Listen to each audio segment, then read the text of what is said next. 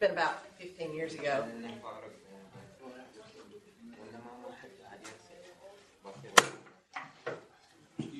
Sorry.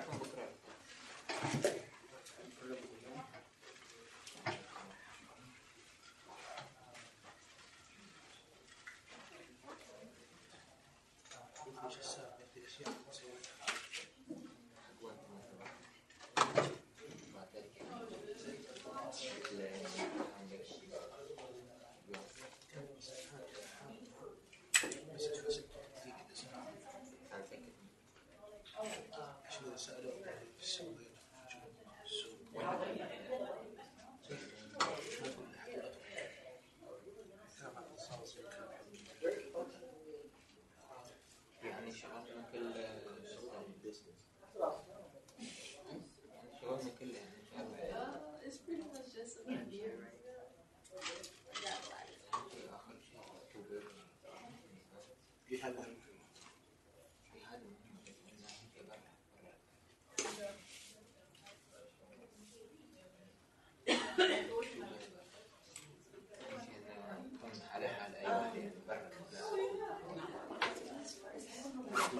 Teaching tomorrow? Primary. That's the plan.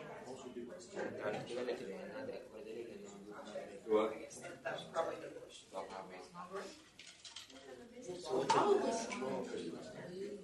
I didn't know if they were going to put it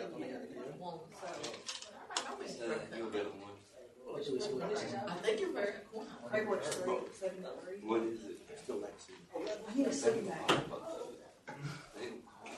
Our house is unlocked. But I don't know if her sleeping bags are. I mean, I don't know if she has to. That's not something that I she's sleeping bag. Because I don't want to take my whole comforter. You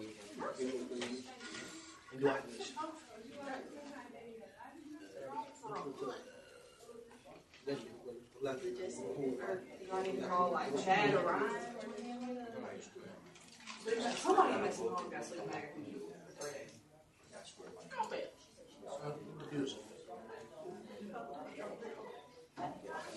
I bet Logan can make me one. He's gonna be on campus, I'm sure. I don't know what days he's supposed to be. I mean, I'm interested in doing it on the side too.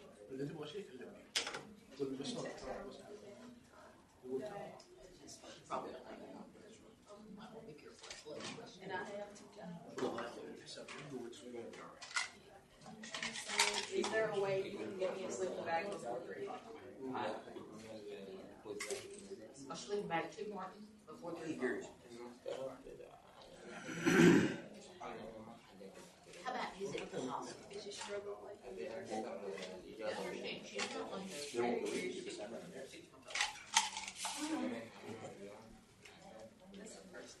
And I'm trying to do a little supportive this week, but I'm also trying to make her understand what very sick 6 months.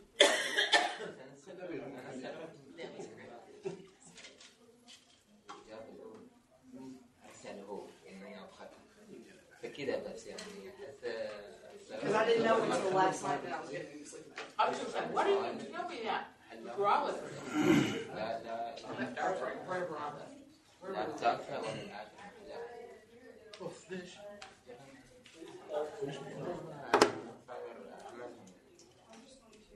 كلمة واحمد ايه كلم قبل يشوف ولا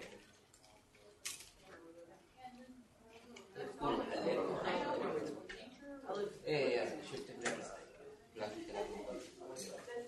اللي بعد او ثواني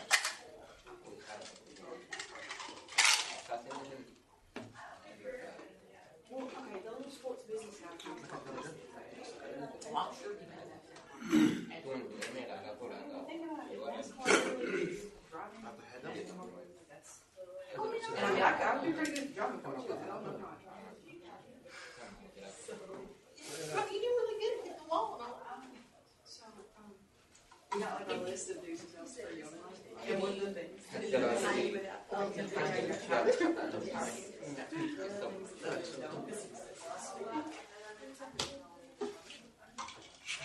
You have already typically failed that one. We were talking about it last night. Dad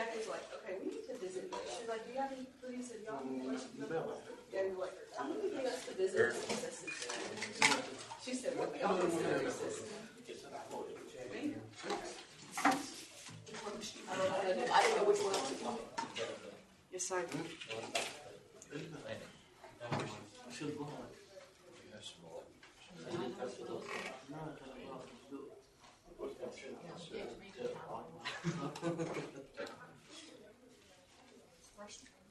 No. oh, Miss Tracy.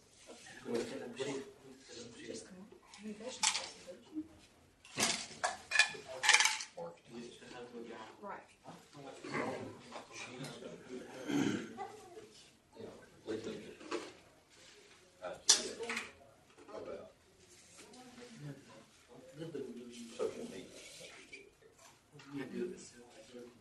We still think. Okay.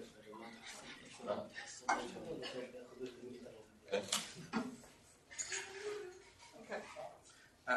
But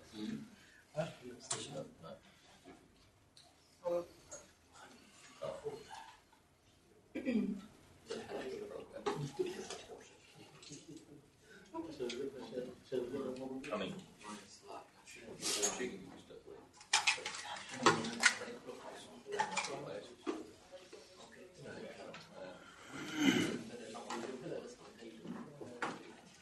and you got on Facebook. Yeah.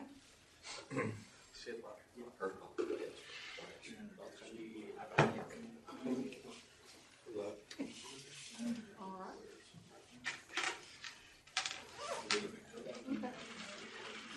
Very smart, very.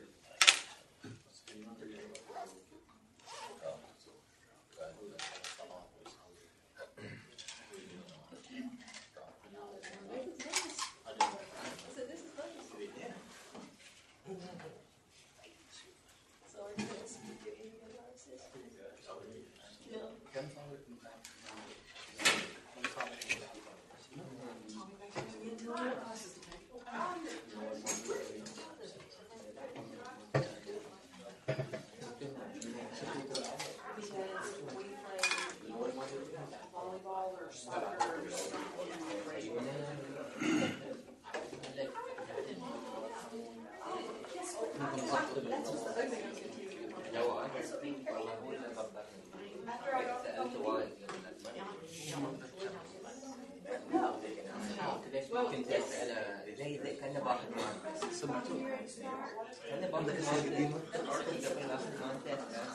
Okay, ladies and gentlemen, we're going to go ahead and get started. Does anybody need postums and Sharpies to take notes on? Pam, goes back here. Do that side? Okay. Tommy, do you want to introduce Tracy? Or do you just... Yep. Dr. K? Yeah. Sure. We're not sure about that, but yeah. Sure.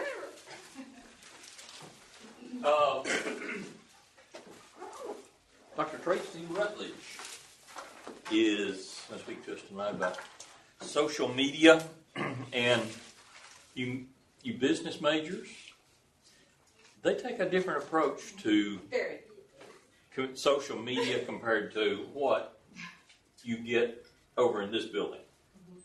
And it is,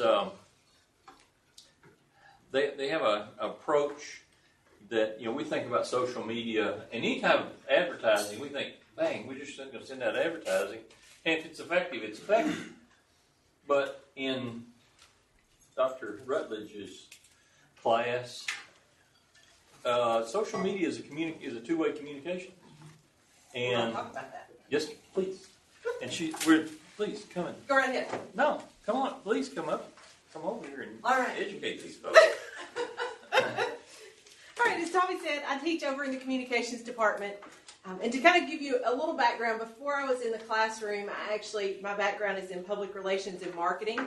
And I spent more years than I really want to admit at this point in my life, managing public relations and marketing for a couple of different universities and a couple of nonprofits. So that's my background, and then I managed to work my way back into the classroom. And so we do kind of look at social media in a lot of ways as a game changer.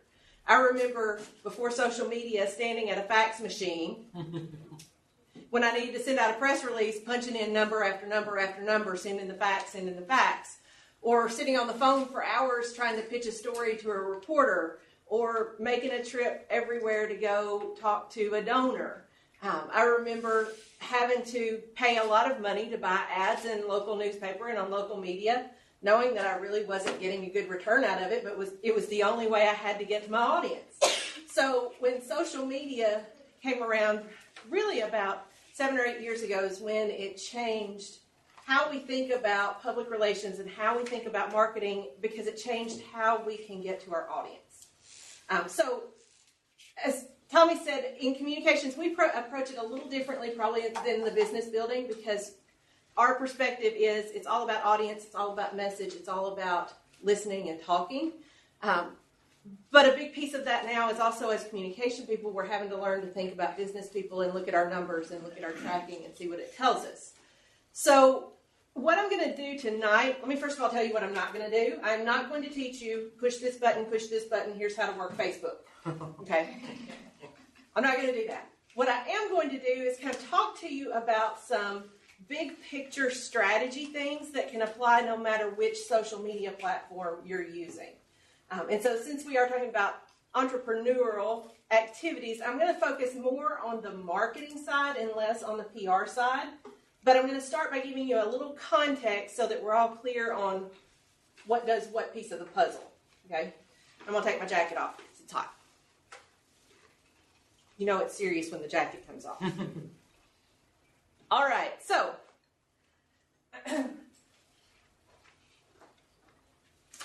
how many Joe's when passing those out? I made you handouts so you don't have to scribble furiously. In terms of just kind of definitions and concepts, when we talk about marketing communication, right? When you think marketing communication, what do you think about?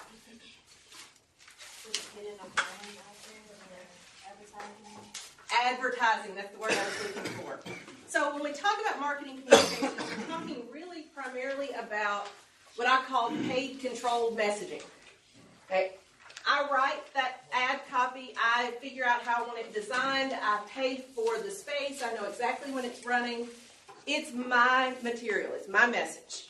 Okay? And that whole message is designed to generate revenue. Right? Because especially if we're for-profit, even in nonprofit, we have to generate revenue. What happens if we're not creating revenue? We don't have a business. We won't be there long, right? So when we talk about marketing communications, we're talking about creating messages that the end result is we are creating a revenue stream in some way. That's marketing. Okay. Those of us over on the public relations communication side are a little uncomfortable with this idea because we like to just talk. Put us in front of somebody and let us talk. But even on the PR side of things, we have to help the company make money. So when we talk about marketing communications tonight, I'm really talking to you about how to use social media to create messages in a way that's designed to essentially create revenue. How do we generate sales? How do we get more people through our pipeline to our websites? How do we get people to click and place an order? Okay, so that's really what we're talking about. All right, so again, we talked about we're driving sales. That's what that slide means. Okay. Now, marketing communication is a little different to public relations. That's more where I've spent a lot of my wheelhouse, although I ended up on the marketing side of things.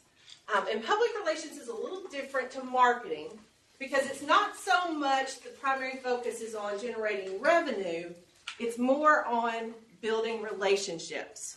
So all of those customers or all of our donors, if we have people financing in our business, we're creating relationships that benefit the organization and that audience. Okay, so it's a little different perspective because it might not necessarily be tracking sales, it might not be generating revenue, but we're creating what we call mutually beneficial relationships. So you help me, I help you. Kind of the gist of it. This is where we get into things like donor relations or media relations is a big piece of what we do. How do we get reporters to help us tell our story? How do we get those loyal customers out there who are willing to get on Facebook and talk about us and tell everybody how great we are? It's not necessarily sales, but it's building that relationship. Okay, does that make sense? All right, so instead of having a goal of not solely just generating revenue, we're putting out information. We're doing a lot of gauging what people think and how they feel and what they do. It's a little different to marketing. And ultimately, the focus is relationships. Okay, and traditionally, we'll come back to social media. I got those slides out of order. All right, traditionally, public relations and marketing have been in two very different areas. We almost keep them in different silos. And if you look at a lot of organizations over the years, traditionally you would have public relations over here in this department, and you would have marketing over here in this department. And the two did not speak to each other because the marketing people just cared about numbers, and the PR people were two fluffy, feel-good people. So you had these two different areas, and you had the communication, as Tommy said, we approach it in PR as more two-way communication. So you had lots of conversations, you had lots of listening, you had lots of back and forth there because it's relationship building. That happened on this side of the house. Then on the marketing side of the house, you had the traditional advertising. You had people looking at how does this tie to our business plan? How does this tie to our business outcomes? How does this get us to the bottom line? Okay, those 4 Ps. Price, place, product. Those good things happened in marketing. The problem was you had PR over here doing their thing. You had marketing over here doing their thing. And what do you think happened to our message? We lost our message because there wasn't a lot of cohesion. And part of that happened because of the way our media worked. We were working in a lot of ways with, on the PR side, what we call third-party credibility. Does anybody know what that means? Right? As a PR person, I pitch a story about my business to a reporter. The reporter writes that story. That gives more credibility because I'm not the one telling my story. Somebody else is telling it for me. So that gives that story more credibility because we're a little cynical about ads. We know the company paid for it. Right? So we work media a little differently on the PR side, where marketing really depended on that traditional media. So newspapers, magazines, television stations, radio, billboard. It was a different way to look at media and use media. So that worked for decades. Well, it didn't quite work for decades. It's the way we worked for decades. Let me say that. Then, about 10 years ago, we got social media. It's been around a little longer than that. The social media about 10 years ago is when we kind of really adopted that into the business world. And social media turned things on its head. And when we talk about social media, we're really talking about activities or practices where people gather online and they share information. They're there to talk and have conversation. Okay? Think about social media. How is Facebook different to a newspaper? There's no gatekeeper to it. Okay. First of all, there is no gatekeeper. I don't have to go through an editor or a reporter. I can put out my information. Now, sometimes that's good, sometimes it's bad. But we don't have that gatekeeper. What else is different? What else is a difference between Facebook or Instagram or anything else and a newspaper? It's immediate. It's immediate. I can post that information and suddenly it's out there. But we also look at it as sharing. Yes. It is much more conversational because you get that back and forth conversation. People can comment and you can reply to it. So it's much more personal and it's much more conversational than traditional media. In a lot of ways, it feels more comfortable for those of us in PR because it's more what we're used to doing. So social media changed because suddenly we could take what we do in traditional marketing and we could take what we do in public relations and put it in one spot. Okay, so it changed the way a lot of businesses, nonprofit and for-profit, look at how do we get our message out there. And what's happened is we have changed to what's now kind of being called an integrated marketing and PR approach. And it makes perfect total sense.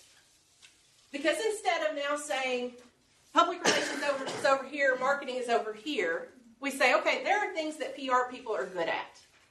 PR people are communication people. They're good at pitching to the media. They're good at developing those relationships. They're good at storytelling. It's what we do. It's how we're built. There are things that marketing people, business people are good at that communication people are not. Okay? I would much rather let somebody else think about how to price their product. I'll tell you how to message it all day long, but don't ask me to tell you and figure out how to price your product. So this theory says we let PR do what PR does the best. We let marketing do what marketing does the best. But then because of social media, primarily, there are things we have to do together. Okay, so we have to figure out how to listen to our audience. That's something we can do really easily on social media. What are the keywords people are talking about? We can look at hashtags. We can listen to our audience in a way that benefits both of us. Things like blogging and maintaining our Facebook page and our Instagram pages and even our Snapchats. Those are things we have to work together because it's a conversation and it builds relationships. But we'll see in a minute it also generates revenue. So we have to work together. So this is really more the environment that we're in now in business. It's not either or anymore. We understand that we have to have good relationships and we have to know how to tell stories. We have to engage our audience. But we also know that at the end of the day in a business, we also have to generate revenue. So it's a question of how do we build those relationships in a way that pushes the organization to creating revenue and achieving their business objectives. Does that make sense? Okay. So it really is, it doesn't sound like a big shift, and to me, I always looked at it and said, this makes perfect sense to me. Okay, but it is a big shift in the business world to thinking about those two areas working together. Okay? So, let's talk specifically about how to use social media. First of all, let me ask, how many of you have at least one social media account? All right. How many of you that one account is Facebook? Okay. Right. How many of you have more than one account? Right. What other places? Where else do you have accounts? Instagram. Snapchat. Twitter. Anywhere else?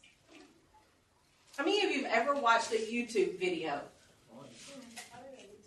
We don't think about YouTube as being social media, but it is. Because we can share content. There's no gatekeeper. We can comment on each other's videos. We can share it. So YouTube actually is a social media network. Okay, so when we look at some of these examples and talk about it, it's going to look really familiar if you've looked at social media before. Okay, so when we talk about marketing, the first thing we typically think about, and I think you're the one that said this, Bianca, we think advertising, right? I create a message and I buy that space. We can do the same thing on social media. How many of you have ever seen the paid ads? They all say sponsored or paid ad. Okay? They show up, and the creepy part about it is if I look up something on Amazon, what happens when I get on my Instagram or my Facebook? Okay? That magically shows up. Does that ever creep anybody out? Yes. It kind of creeps me out. Okay? So as a PR marketing person, it intrigues me. Okay? Personally, it creeps me out a little bit too. Right? How do paid advertisements on social media help us from a business standpoint? We already know people are interested. Right. They Googled it, they've looked at it. That's right. Exactly. And the technology lets us do some really interesting things like geofencing. Who knows what geofencing is? Okay, geofencing is a really popular term. We actually use it here at the university. Geofencing, we can put in parameters and say, I want you to show this ad to people who are only showing up in the 38238 zip code at the university, at campus. And you're the only ones that will ever see that ad. Or you can say, I want people in this radius to see that ad. It lets us target, which is important. If I have a business in downtown Martin, do I really want somebody in New York to see that ad? No. Probably not, right? So it lets us really target that to people who will come. Because it's paid, I can choose the image. So I can choose the image that goes with it. I choose the messaging. I set my pricing. I can set who sees that. I get to control the message. But because I'm putting it out there on social media, how is that different to an ad in a newspaper? I can share it. I can focus on it. I can share this in a lot of ways. And that's what we call viral reach. Now suddenly I can share it. What else can I do? Contacts. Do I? I said contacts. Yeah. Comments. Right? So we can get those comments back. We can also do what? Instant shop. Okay. Immediately. Instead of walking to my store or driving to my store, all I have to do now is click a button and I can buy that product. So I make it a lot easier through social media for people to buy my product. Okay. There are other things like video pre-roll. Does anybody know what pre-roll is? Is that the stuff that comes on before the video? Like the Yes. commercials that you got to sit through before Yes. you get to what you want to So you've watched YouTube or you've watched those other streaming things and they play the video in the front. Yeah. All I want to Okay. do is see all I want to do is want to click on Yeah. watch what I Yes. click on. Right. Oddly enough, that pre-roll is really effective if it's well done. Because you have a captive audience. They have to sit through it to get to their content. But the trick is you have to really make it interesting and you have to make it relevant. It has to be entertainment. That's where PR people and communication people shine on the pre-roll because we're used to approaching that. It's almost like, how do I tell you a story? How do I produce a movie for you in 15 seconds? Right. But pre-roll is another one of those paid advertisements that's a little different. And then our lovely pop-up and banner ads, which we all hate. Okay. These paid social ads are much more effective than the banner and the pop-up ad because they don't interrupt our life. Okay, so we can do paid social advertising. We can also do sales promotions and paid content. Okay, so what's the difference between an ad and sales promotion? An ad can have sales promotion, but an ad's not necessarily sales promotion. Okay? That always confuses people.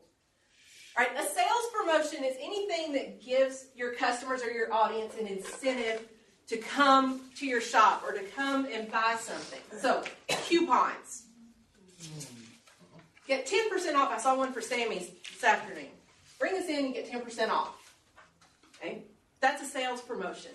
I'll show you an example in a minute of refer a friend and get something free. Okay? Why do sales promotions work? People are frugal. People are frugal, and we all like a bargain. We all like a bargain. We all like to feel like we're getting a deal. So if I feel like I'm getting something that's more valuable than what I'm paying for it, I'm more likely to use it. Okay? And so we can use that through social media, and we'll look at another example in a minute where you give your audience something. So you give them 10% off. You give them some free content. Many of you have ever seen register here and download this free whatever. It might be a free paper. It might be a free white paper about something. It might be a free whatever and download a free coupon.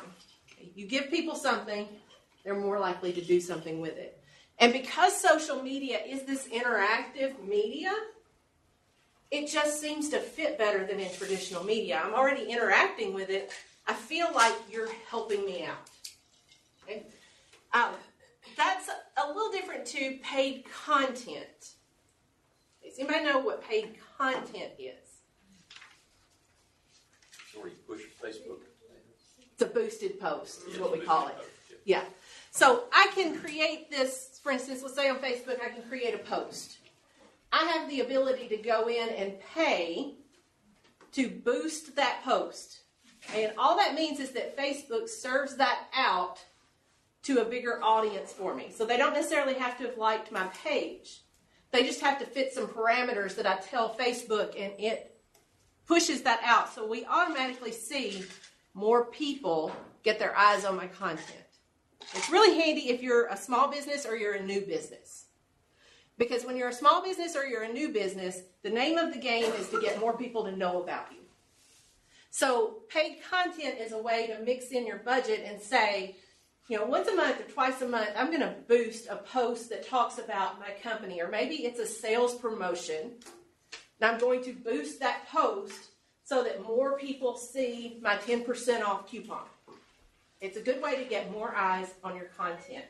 And in the big scheme of things, it's much cheaper than buying an ad in the newspaper. Yes, it is. I use it all the time. Yes. It is extremely cost effective, and it puts a lot more eyes on your content. If you look and track it, every time you boost that post, you will see a dramatic increase in audience. Every single time. You will get more eyes on your content if you boost it. All right, so sales promotion and paid content is another area. Then we have what falls more in my wheelhouse in PR. It's what we call native advertising. It's not really advertising, but we call it native advertising.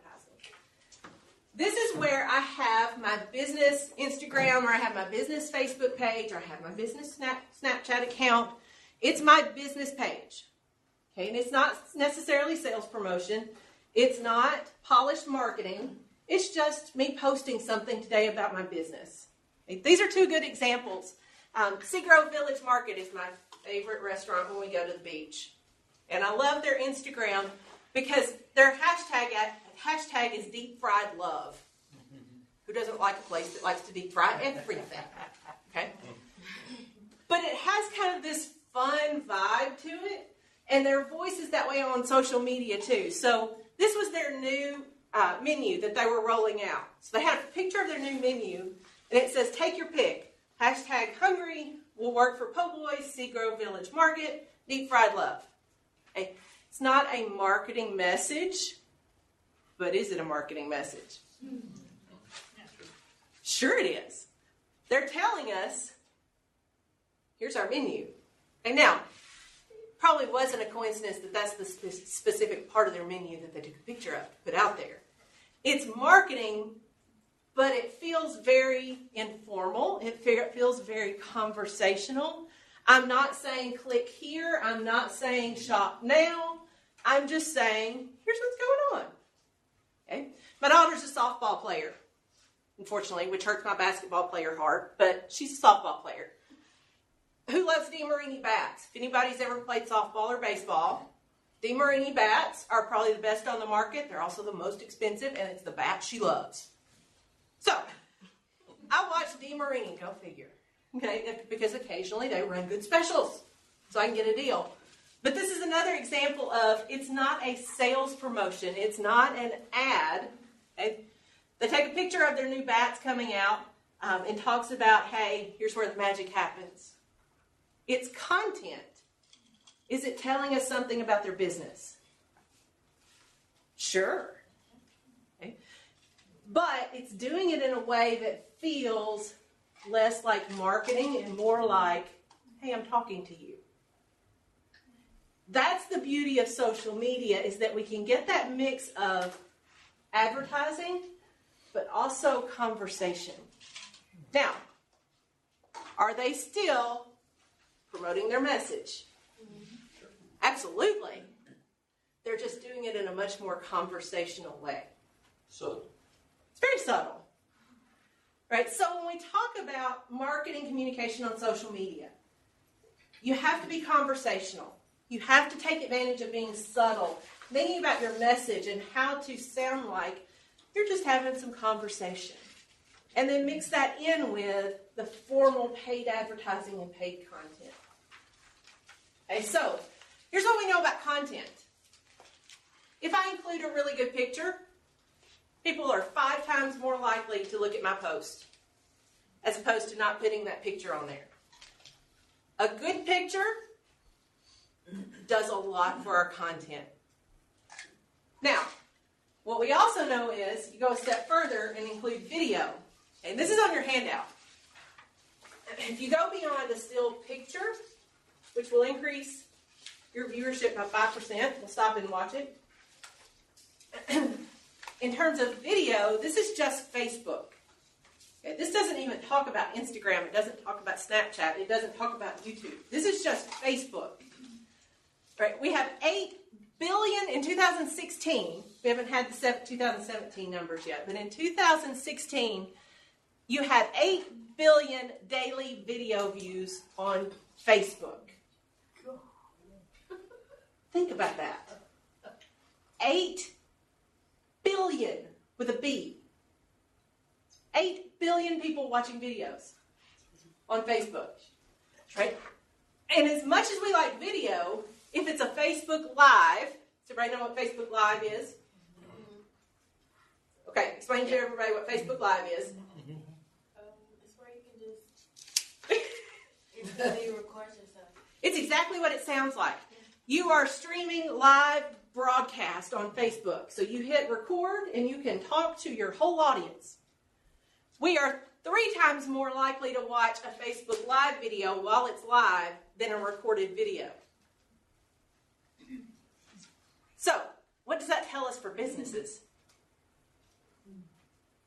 More live broadcast, the better off you're going to be. Yeah.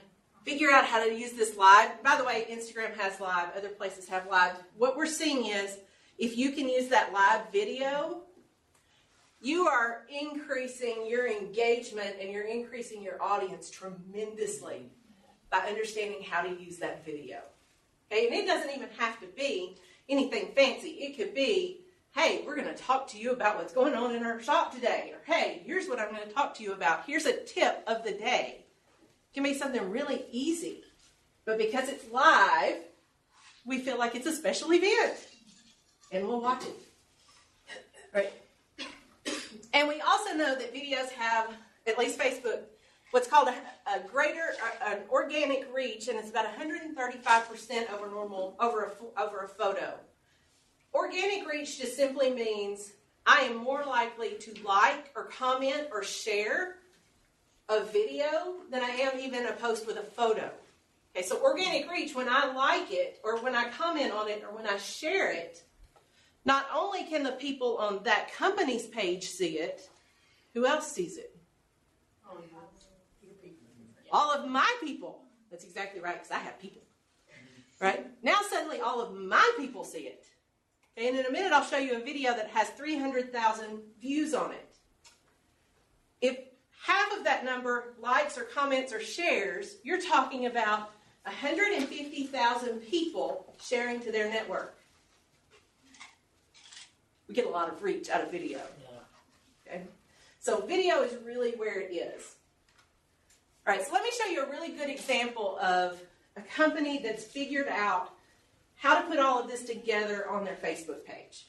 Okay, this is a company called ButcherBox. You might know about ButcherBox. Right. You can basically order high-quality organic meat, and they deliver it to your house. Okay? Just got our first delivery from our friends over at ButcherBox. Video. I mean, And all other animal proteins, locally sourced, sent straight to your doorstep. Good stuff. Adrian and I are dying to figure out what's in there. Let's check it out.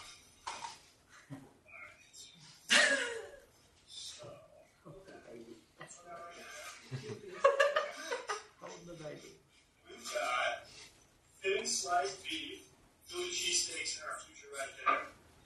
Everything, like I said, perfectly sourced, grass-fed, beef short ribs. That's going in the crock pot. Ribeye steak. Oh man, that's gonna be good on the grill. Tri-tip, another grill item right there. We got grilling on Saturday. Let's go. Ooh, bacon. This Sunday morning special. And we pack this thing. Now I asked for a bunch of extras because I knew I couldn't help myself with just the basic package.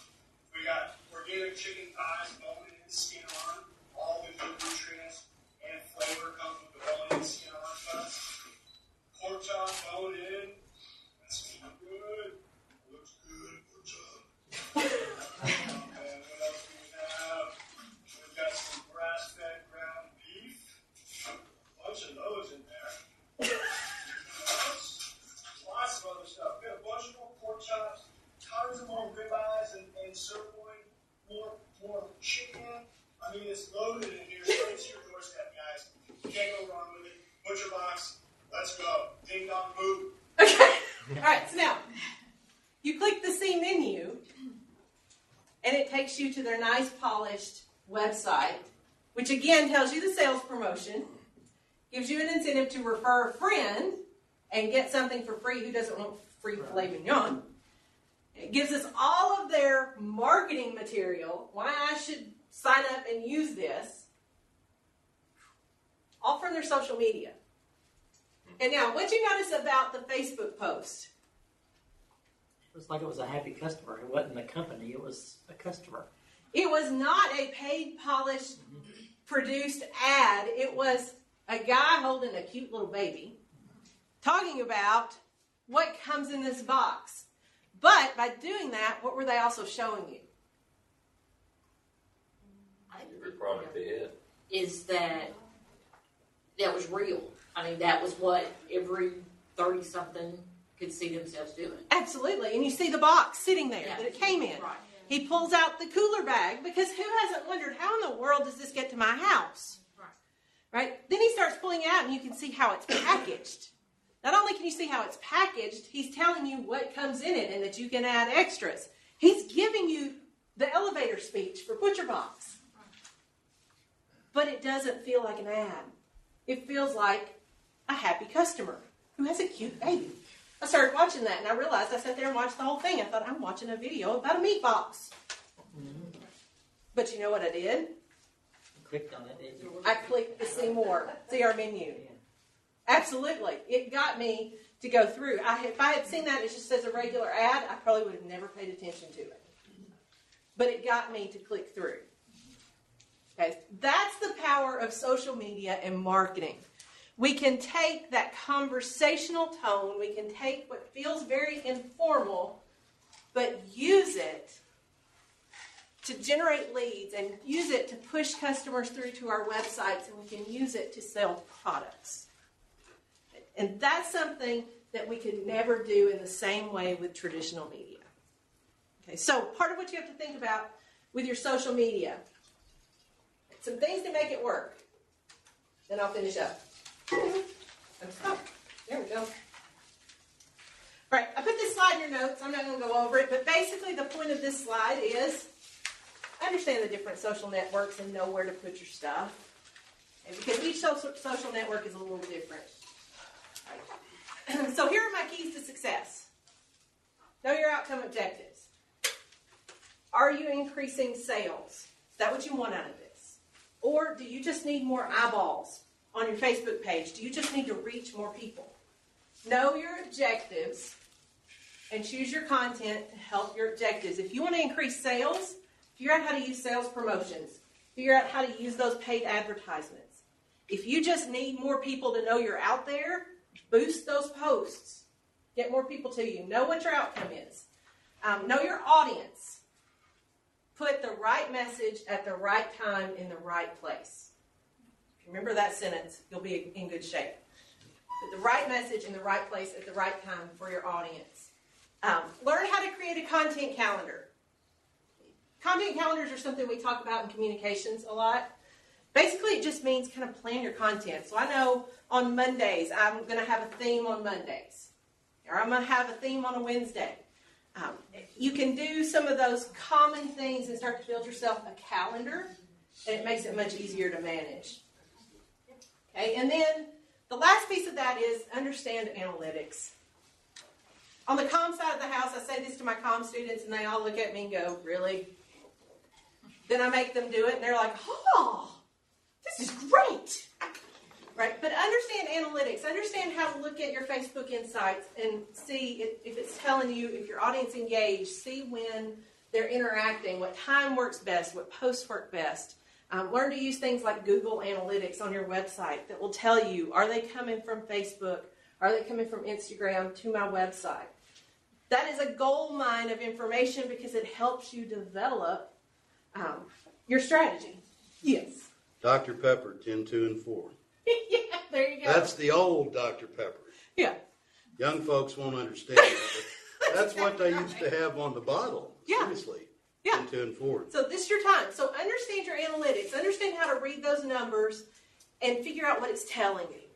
Because the nice thing about being online is that a lot of that's built into those platforms. If you can learn to read those numbers, then you can start to maximize and hit your audience at the right time, in the right place, and you know if they want video or if they want photos. Embrace the numbers. It's not the most fun part of the job. But it is one of those, like I said, my undergraduate students, when we do this, have to implement a campaign, and they actually have to run it for a client for a month. They hate me during this process because I make them on Friday. Every Friday, they have to turn in a business report to me. Tell me what your analytics tell me. Is it working? Is it not? Based on this, what do you change? What do you keep doing? They hate it until they get to the end. And we get to the end, and my question is, what'd you give your client? And there's one example. I'll kind of go through this very quickly since I'm out of time. From last semester, Miss Chris Gifts was a Facebook shop. This is a lady that runs a monogram business out of her house, solely on Facebook. So she came to us and said, I need more people to know I'm out there, and I really would like to sell some more product. So, turned my college students loose and said, okay, figure out how to do that. She's only on Facebook. They talked her into having an Instagram account because they really felt like that would help push things and get more audience. Right? At the end of the day, Go back. yes, Go back one. yes, Okay. yeah. So this is what, basically she was targeting college females. It's her audience. Okay. So it made perfect sense for it to be only on social media. Okay. All right, so her goals. She wanted to increase her Facebook followers in the 3 weeks they were running the campaign by 20%. She wanted to boost engagement, so the amount of people who were liking and commenting and following and sharing, by about 10% in those 3 weeks. Those are ambitious numbers for 3 weeks. Okay. And she wanted to double her weekly activity in the first week. Okay. So the students jumped in, and here's what happened. And they created this whole campaign that revolved around Facebook Live videos. So every Wednesday night, there was a Facebook Live video, and then in between there, they had all this content that they were posting. Not necessarily about her products, but things that appealed to college females. At the end of that campaign, they had really good results. They started, when they measured their Facebook insights, their engagement percent was 1.09. Essentially, they had no engagement. There were no people commenting, there were no people liking, there were no people sharing. At the end of the 3 weeks, 339% was their engagement number. That's a huge increase in 3 weeks, just by using social media. Their followers increased 45% in 3 weeks. Their total engagement, once it was all said and done over the 3 weeks, ended up being an increase of about 340% total. Right? They did giveaways. They found out that photos and videos and the Facebook Lives really worked. Okay? The customer, the owner of the business, walked away really happy because they also figured out at the end of the day, not only did she get this, when she ran her sales reports, you know what happened to her sales that month? They went up. They went up significantly. Social marketing worked for her. So it's the power of understanding how to use the platform. All right, that's the end of my spiel. Wow.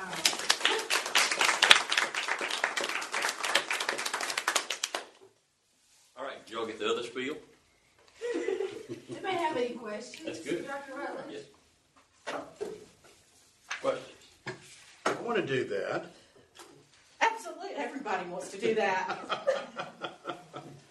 But it was really funny for the college students who are not used to real world to get to do this for a real client, and it was really stressful for them because I looked at them and said, this is somebody's real business. And they all went, you're really going to make us do this? Yep, have at it. Then it was neat to get to the end of the project and for them to say, hey, we really helped a real business. So it's a fun project. Who did the videos? Is it the students or the actual business owner? In this example of Miss Chris, they actually had the owner because she was really engaging and really dynamic. She was the one that they would tell her, here's what we're going to do on the live, but they would actually put her in front of the camera and let her talk live because it was her business and she was very good on camera. So they let her do it. But we've also had clients before where our students produced it and did that work. But she was very dynamic and worked really well in that, so they let her do the video. All right. Other questions?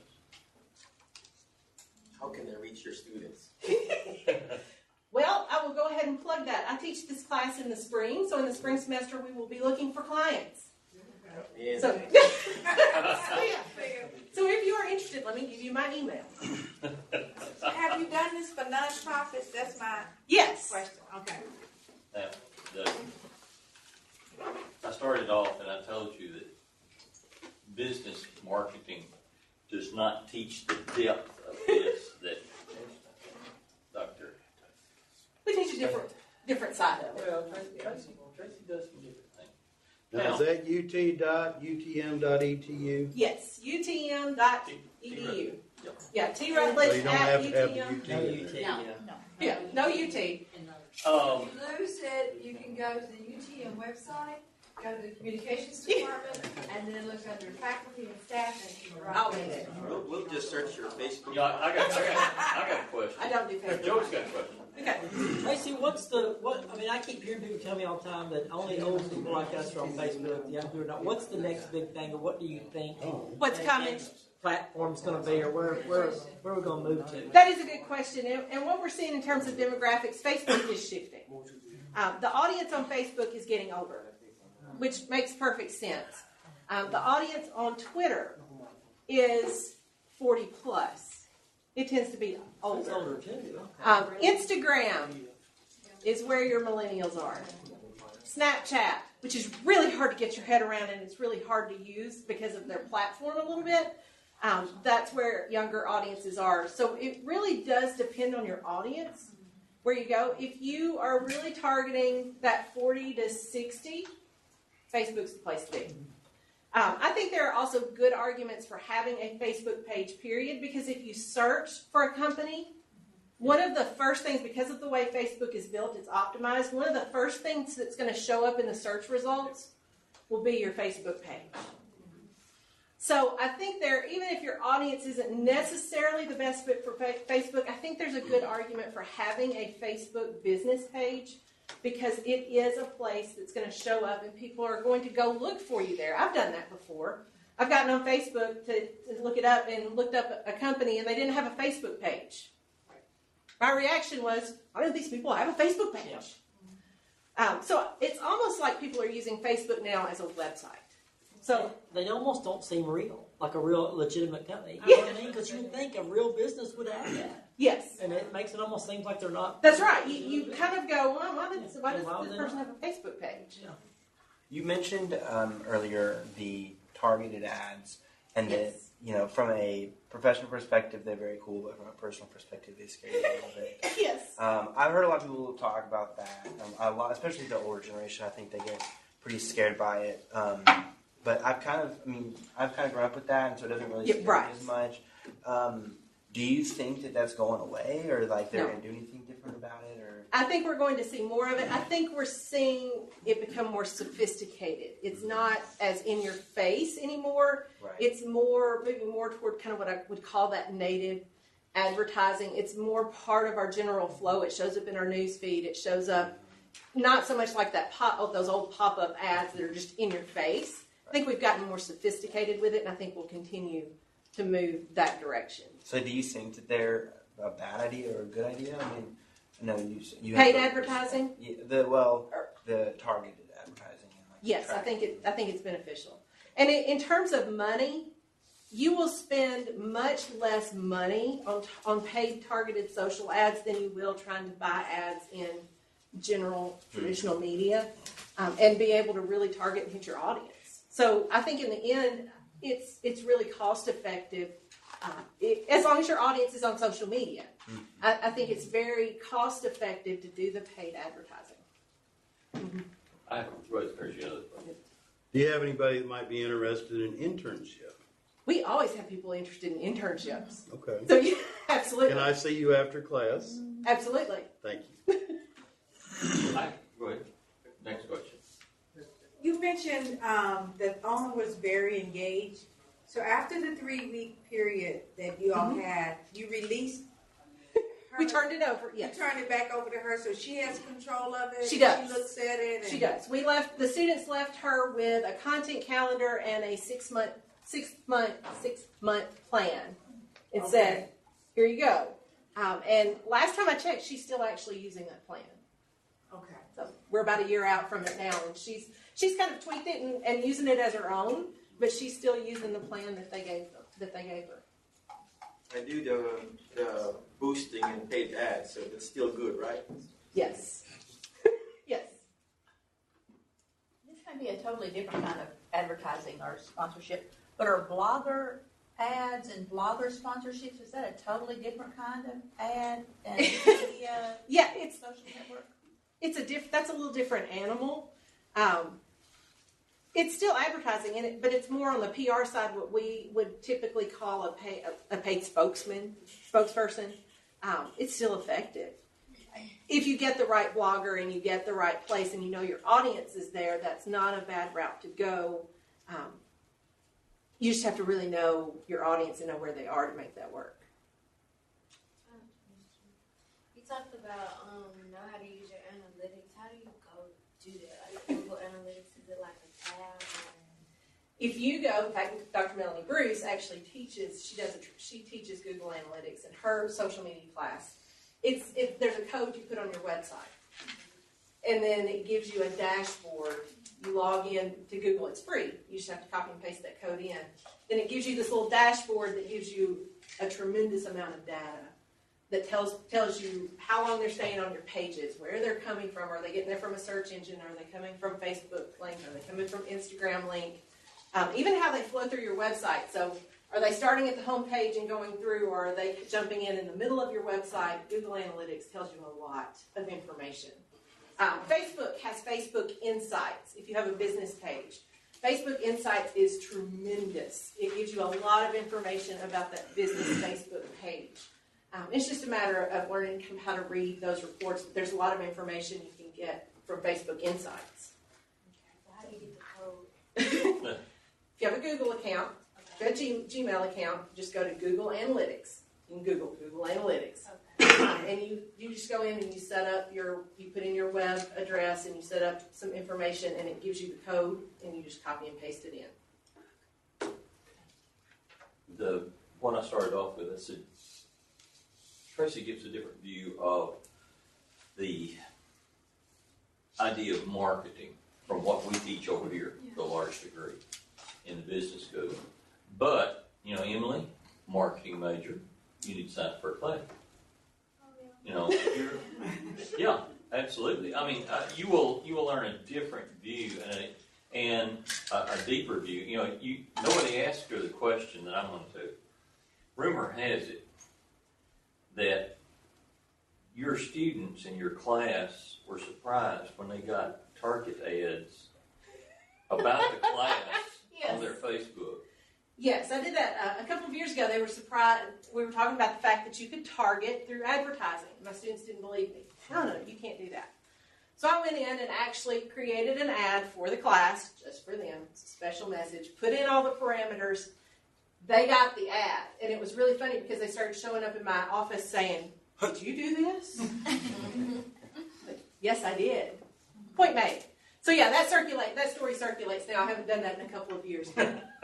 Occasionally I do that to shake things up and it freaks them out a little bit and they come and say, "Did you do this?" I did. That's creepy, okay? It was basically, "Did you do your homework? Remember we have a project coming up." They were all like, "Wow." But, where's Meredith? She ran away? No, I've already prompted Meredith to watch it. She's a freshman in marketing. Emily is a sophomore. You need to be looking at these courses. If you have any idea of starting a business on your own, you need to start looking at this. And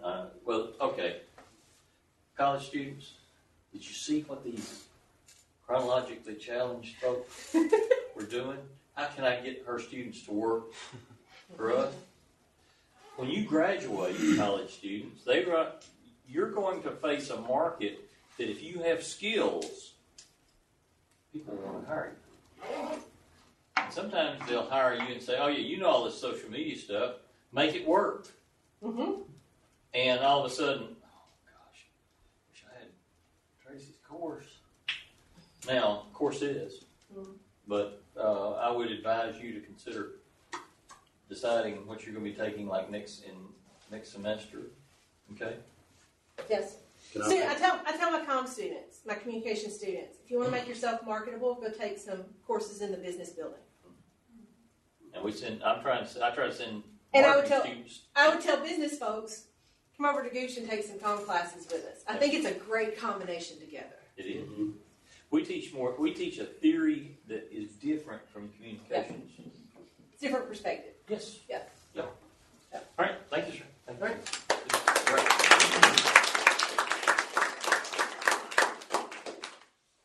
Joey?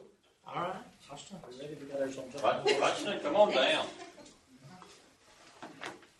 While we're transitioning, Josh, you usually get signed in? Name tag? Okay. We're gonna get our newcomer there.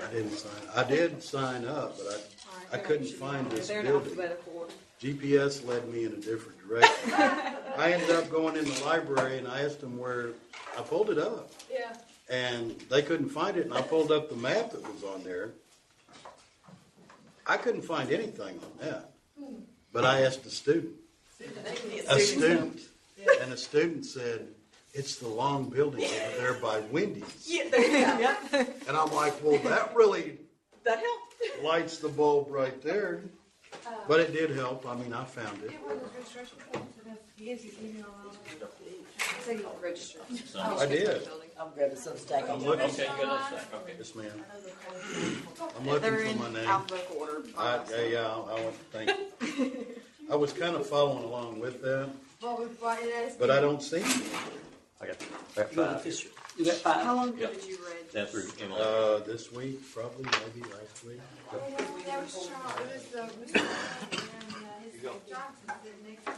Oh, I can add it on. We have a form for you to fill out. Because we want to be able to put you on the email list. Because we're Got going to 3 email out all the Okay. videos. Okay. Yes. I can put this on here. She's got all this. Okay. we get 2 other guys. Yeah, this is pretty short on mine.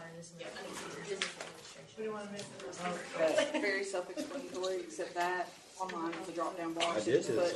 I'll be content if it works. Okay. That slide, I'll just. Then we can What's your we'll name? pull it. What's your name? Holly. You did register online. I saw your name. Did you pull this today? Why is it not?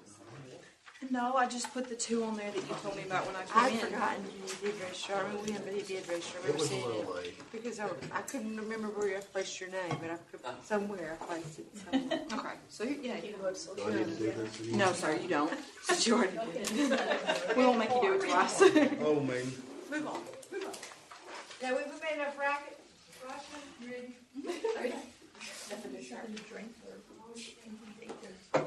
Don't forget the They'll lots take a of break food. here in a little bit, I'm sure. There's plenty of food. Please go back and eat more. Huh? This may be the break. All right. Well, I've had a menagerie getting here. So All right, everybody. I'm here to serve. Yeah. We'll get started on You had some creating good an stuff, effective so. business plan. That's kind of our almost the wrap up towards this whole 6 weeks workshop sessions. And I know that you've probably touched quite a few things on what we'll be talking about throughout the several weeks that you'll be attending these workshops. But we'll try to sum it up today and kind of cover some high points. And a lot of these things may, again, go back to what Dr. Rutledge was talking about. It was some really, really good stuff. And just like Dr. Case was saying, we talk a lot about this in the theoretical part of the marketing side of it, but then the application of it is something that you actually get, it's a revelation in some ways, I guess. All right, so we're going to talk about creating effective business plans and the business plan competition that's coming up in 2 weeks for you all. Maybe it might be a good idea to start looking at some of these things to be included. And we did send across a handout in the previous class, which was basically just an interactive exercise, and maybe we'll touch base on some of those things where we talk to you about some of the things you've heard before, like the SWOT analysis and some of the sessions, and then try to see what you all think about each of the products or businesses that you're thinking to work upon. Okay.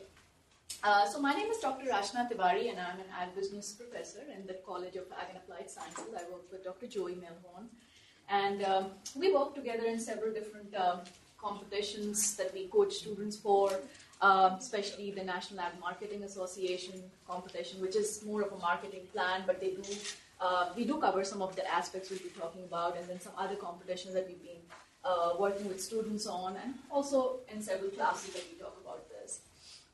So we'll start with some basics on what a business plan is. And like I said, a lot of this information is something that you probably have heard before. It's nothing new, but we'll just try to put it into perspective of how you can apply it to your own business. So a business plan, it's really a written document. Over the years, the written document may have translated also into a presentation kind of a plan, because oftentimes the investors or the people that you're really trying to ask funding from, they may not have the time to go through the 28, 30 pages worth of plan, so there's always a good idea to talk about it in a brief and precise manner in a presentation. Okay?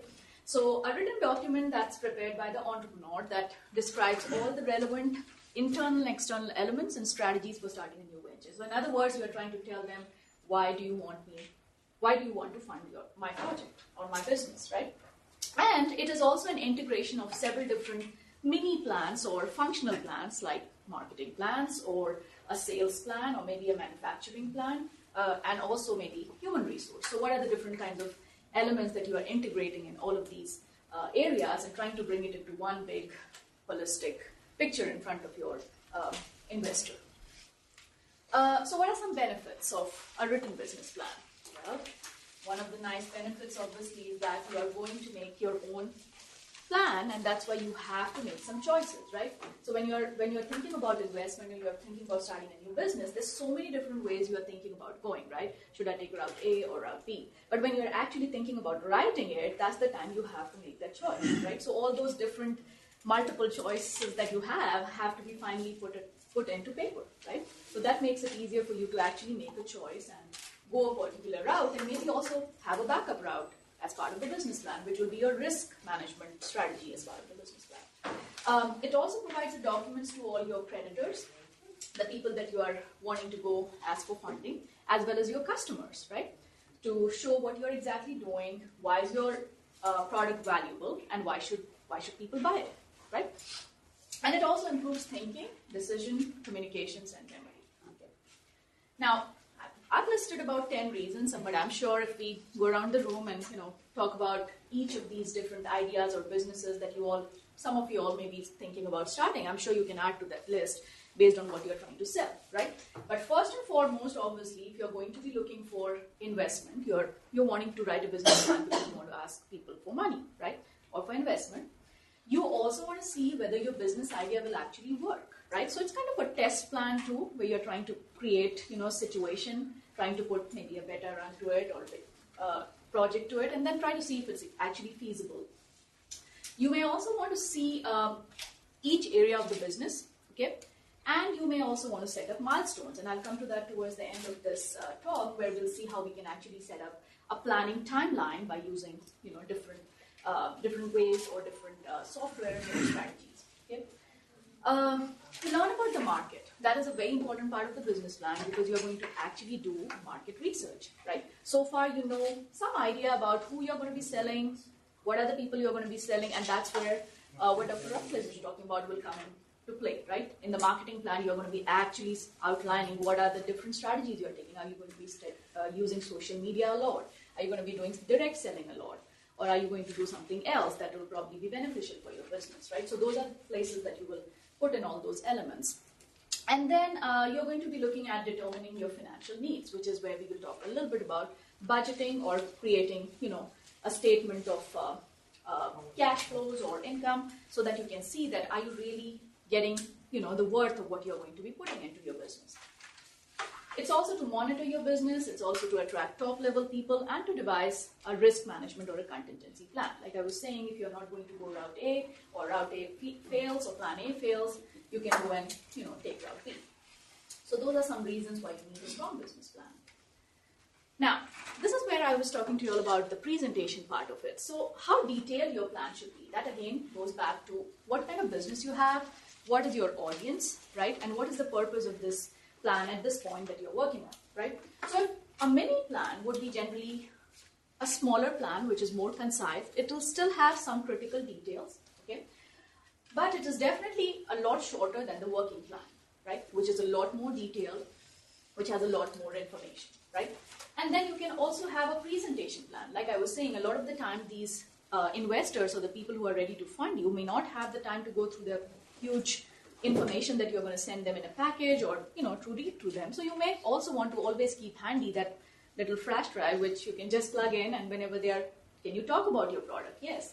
We have about 10 slides, and you have your pictures, and you have, some numbers on there that gives them a very good visual appeal of what you're going to be selling, right? So different types of plans that you can come up with. It's always a good idea to keep a backup presentation plan along with your written, detailed, plan. Now, who reads these plans? Of course, the people who are going to be funding you read these plans. The employees, if you're part of a business and you're thinking about hiring people, your employees, your bankers, the venture capitalists, suppliers, right? People who you're going to be sourcing with, customers also sometimes, right? Because you're going to be selling them, they want to see what your business is going to work like, right? And also some advisors and consultants, okay? And then if you're going to be hiring people like legal people like attorneys or people who may be able to help you in the business, they want to see what they are investing in, okay? So it definitely must have three perspectives. One is the perspective of the entrepreneur itself. So definitely want to put in your own personal perspective, right? You want to create at least a pull for the consumer or for the investor to read your story or why you're even wanting to sell this product. It has to have the marketing perspective, which is going back again to how you're going to sell it. Okay, you have a great idea. Everybody is interested in your idea. Then what? After that, you want to also create at least, strategy to bring it out into the world and, put it out in the business world. And then the investor's perspective. What is in it for you to invest in my business, right? If you're going to be putting in money in my business, how much are you going to get back, right? You probably all saw shows like Shark Tank, right? They're always making that Good pitch. Analogy. Right, yeah. So they're always talking about things, and they're always interested in, you have a great product, but what is in it for me, right? So the three perspectives are very important, and that you have to put into your plan. Now, presenting the plan, okay? Like I was saying, they may often need to orally present the business plans, and that's why perhaps a short 20 minutes to half-hour presentation of the business plan. Sometimes you may also want to do a little elevator plan that is ready, okay, because sometimes you may not have 20 minutes to 30 minutes, you may have lesser time. So just keep different formats of the business plan ready based on the type of audience that you have, right? If you are looking at somebody who has more time, so that you have that information. If you are looking at somebody who doesn't have as much time, you have those 3 or 4 versions ready. Now, so this is coming to the actual content of what we are going to be talking about. There's about several different steps to write a business plan, okay? And if you go through different textbooks or go through different, sources that you can get this information, they go through pretty much all of the steps, and I just thought this was a simplistic way of doing it in a short time. But definitely, the first page is obviously your title page, okay?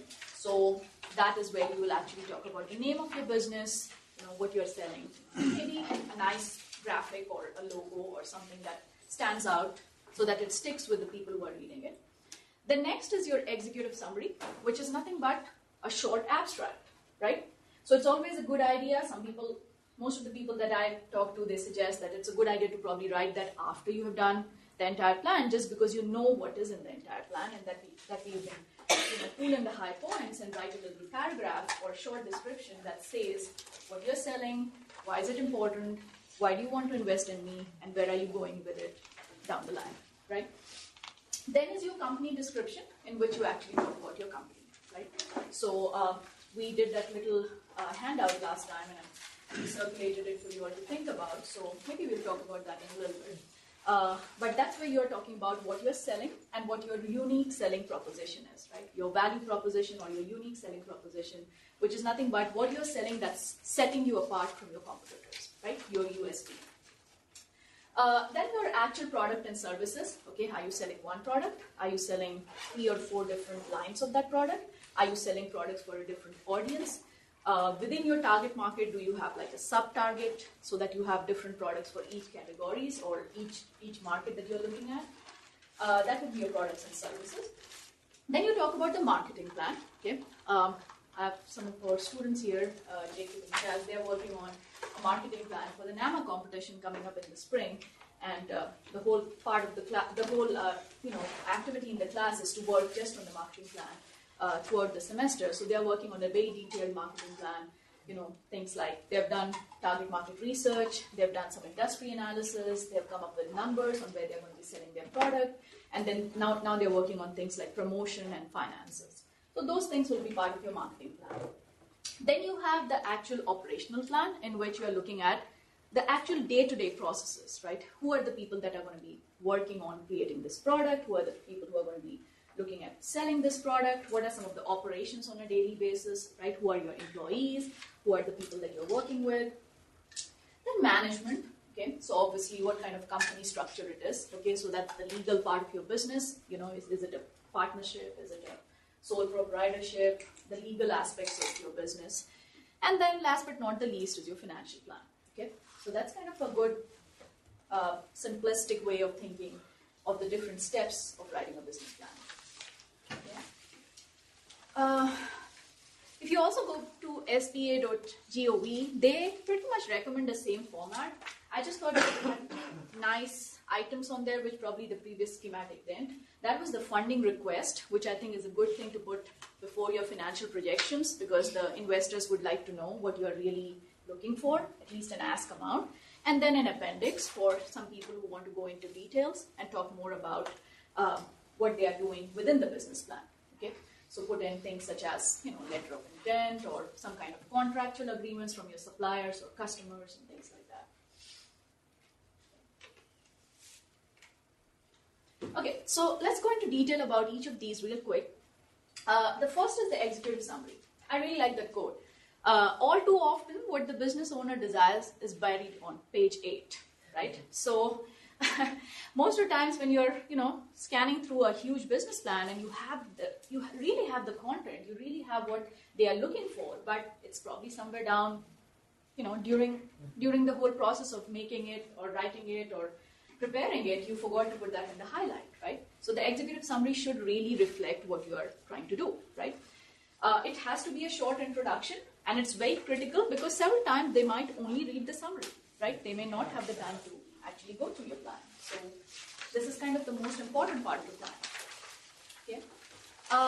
Most often than not, if you are able to write an executive summary which is long enough or convincing enough to the investor, you may have a first paragraph which we will briefly describe what's the business name, what's the location, what are you selling, what are your customer needs and services, a little bit about the team so that it gives a little bit of a personal touch and people know who you are and who are your team members.